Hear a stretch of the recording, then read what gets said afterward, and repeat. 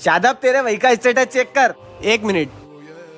नए साल की बहुत बहुत मुबारकबाद। किस बात की मुबारकबादी दे रहा है तू ये? मुहर्रम में नया साल लगता है ना अपना। आज मुहर्रम आते ही हैप्पी न्यू ईयर, नए साल की मुबारकबाद। नया साल है ना इसलिए। करबला में नबी का घर लूट गया, इस बात की मुबारकबादी।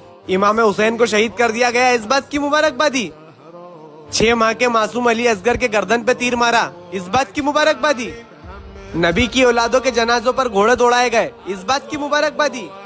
नबी के घर की बेटियों को बेपर्दा कर दिया गया और उनके कानों से बालियां खींच ली गई, इस बात की मुबारकबादी।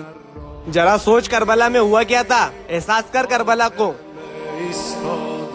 भाई डिलीट कर दिया। इमाम हुसैन ने फरमाया, अगर तुम्हें दुनिया में शिद्दत से गम मिले तो मेरे गम को याद कर लेना, तुम्हारे गमों का वजन कम हो जाएगा।